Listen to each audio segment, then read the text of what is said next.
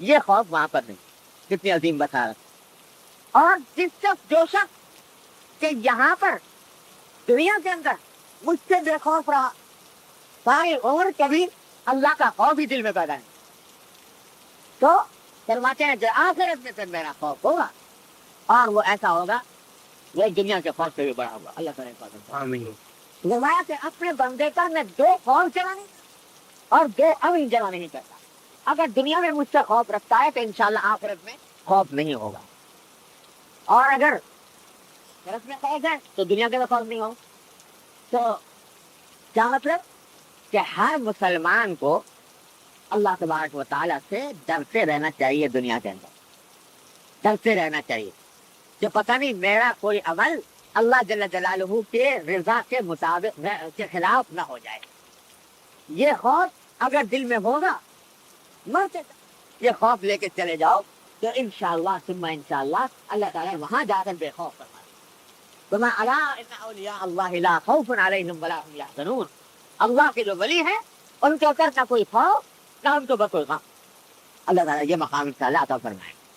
تو اس واسطے یہ جو آج کل باتیں لوگ کیا کرتے ہیں نا کہ گناہوں میں مبتلا ہے, کہتے اس سے گناہ ہو رہے, تو کہنے والا اگر کہتا ہے کہ بھائی یہ گناہ کا کام ہے نہ کرو, تو یہ جملہ دبانا چاہتا ہے کہ اے میاں اللہ میاں بڑا غفور رہی, تو اللہ تعالیٰ بڑا معاف کرنے والا ہے.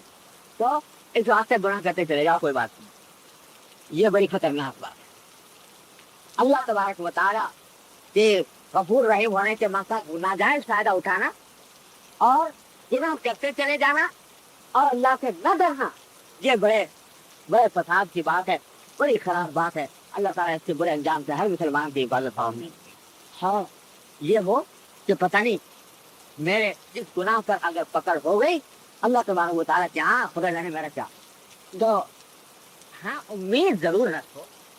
امید ایسی کہ اپنی طرف سے اپنے حصے کا کام اپنی استطاعت کے مطابق کام کرتے رہو اور ساتھ ساتھ ڈرتے رہو, اور ساتھ یہ امید رکھو کہ اچھی سی کوشش کر رہا ہوں. اللہ تبارک و تعالیٰ کی رحمت سے امید رکھتا ہوں کہ میرے اس عمل کو قبول فرما لے. تو رجا یعنی امید رکھو نیک اعمال, جو نیک اعمال کر رہے ہو ان کے بارے میں اللہ تعالیٰ سے امید رکھو کہ اللہ تعالیٰ کیا انشاءاللہ قبول ہوں گے. اور خراب کاموں گناہوں کے بارے میں دل میں خوف ہو کہیں اللہ تبارک و تعالیٰ ان کو پکڑنا ہو. سبحان اللہ. مرتبہ نبی کریم صلی اللہ علیہ وسلم ایک نوجوان سے عیادت کے لیے تشریف لے گئے. وہ بستر علایت پر تھا اور ایسا تھا جیسے کہ قریب الموت آدمی ہوتا ہے. حضور افضل صلی اللہ علیہ وسلم فرمایا کہ کیسا تجدو, کہ بھائی آپ کا کیا کس حالت. تو انہوں نے وہ جملے فرمائے کہ یا رسول اللہ میری حالت یہ ہے کہ اللہ کی رحمت سے امید دل میں ہے اور اپنے گناہوں کا خوف. یہ بھی ہے کہ اللہ تعالیٰ کی رحمت سے امید ہے, امید کی لگائے میں ہوں کہ وہ جو کچھ اس نے اعمال کی توفیق دی اس کے بنا پر شاید میری مغفرت فرما دے, اللہ تعالیٰ قبول فرما لے, اور اپنے گناہوں کا خوف بھی کہ کہیں ان گناہوں پر پکڑ نہ ہو جائے. تو سرکار دو عالم صاحب نے فرمایا کہ یہ دو باتیں جو تم نے کہی کہ اللہ کی رحمت سے امید اور گناہوں سے خوف, یہ دو باتیں جب کسی بندے کے دل میں جمع ہو جاتی ہیں اور خاص طور سے مرنے کے قریب جمع ہو جاتی ہیں, تو اللہ تعالیٰ کا معاملہ یہ ہے کہ جس چیز کی وہ امید رکھتا ہے وہ اس کو عطا فرما دیتا ہے, اور جس چیز سے خوف رکھتا ہے اس سے بے خوف کر دیتا ہے. لیکن دونوں چیزیں جمع, ایک چیز لے کر نہ چلو.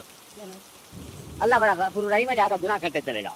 اپنی طرف سے گناہوں سے بچنے کا اہتمام کرو, نیک اعمال کا اہتمام کرو, نیک امید رکھو, گناہوں سے خوف کھاؤ کہ کہیں اللہ تبارک و تعالیٰ کیا پکڑنا ہو.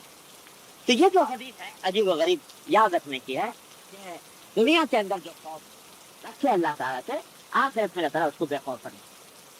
خوف رکھنے کے معنی کیا ہے؟ خوف رکھنے کا معنی یہی ہے کہ اس کے ناراض کرنے والے کاموں سے ڈرے. یہ کہیں اللہ کے آنکھ نہ ہو جائے, یہ کام نہ.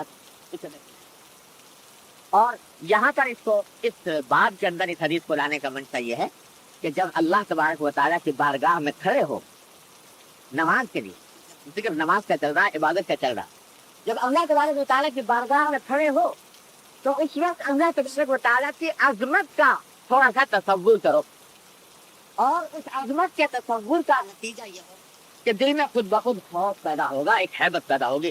کسی بڑے صاحب اقتدار کے دربار میں جب آدمی جاتا ہے تو اس کے اوپر روب ہونا چاہیے، ہیبت ہونی چاہیے، دبدبا ہو۔ تو جب اللہ کے بارگاہ میں کھڑے ہونے جا رہے ہو تو یہ خوف تھوڑا سا طاری کرو، تھوڑا سا روب طاری کرو۔ اس کا نتیجہ یہ ہوگا کہ خود بخود تمہارے اعمال کے اندر خوشی پیدا ہونا شروع ہو جائے۔ خوشو خاص کا ہے، خوف کا، دبدبے کا، روب اور ہیبت کا۔ یہ روب اور ہیبت پیدا کرو، یعنی جانے سے پہلے ذرا تصور کر لو احکم الحاکمین کی بارگاہ میں جا رہا ہوں، تو ذرا تصور کرو کہ ایک کوئی بہت بڑا صاحب اقتدار ہے، بادشاہ ہے، چاہے تم اس بادشاہ کو کتنا برا سمجھتے ہو، لیکن اس کا بڑا روب داب والا، بڑا چاہو جلال والا، چاہو شہادت والا دربار ہے، اور چاروں طرف اس کے سنتری کھڑے ہوئے ہیں، اور مسلح کھڑے ہوئے ہیں، اور کتابوں میں لوگ بیٹھے ہوئے ہیں، آیان سلطنت موجود ہے۔ اس کے دربار میں تم اکیلے چلے گئے، چاہے تم اس کو کتنا ہی بڑا سمجھتے ہو، لیکن اس ماحول کا ایک روب پیدا ہو دل کے اندر۔ تو جب ایک بے حقیقت دنیا کے صاحب اقتدار کا روب اس طرح پیدا ہوتا ہے تو اس احکم الحاکمین کی بارگاہ میں جا رہے ہو کہ ذرا سا تصور کرو۔ اس واسطے یہ حدیث لائے ہیں، اس کی عظمت کا اور اس کا خوف دل میں تھوڑا سا پیدا کرو۔ جو پیدا کرو گے تو انشاءاللہ یہ افعال خود بخود انشاءاللہ ٹھیک ہوتے چلے جائیں۔ کتنا وقت ہو؟ چلو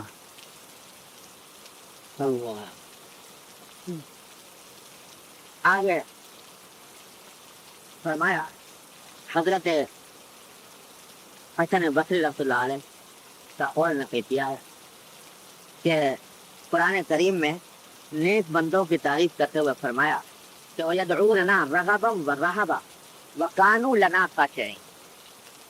نیک بندوں کی تعریف کرتے ہوئے فرمایا کہ یہ نیک بندے وہ ہیں جو ہمیں پکارتے ہیں اس حالت میں کہ ان کے دل میں رغبت بھی ہوتی ہے ہماری نعمتوں، یعنی امید بھی ہوتی ہے اس بات کی کہ اللہ تعالیٰ اپنے رحمت سے ہمیں اپنی نعمت عطا فرمائیں، اور دل میں خوف بھی ہوتا ہے۔ وَكَانُوا لَنَا خَاشِعِينَ، اور خشوع اختیار کرنے والے تھے۔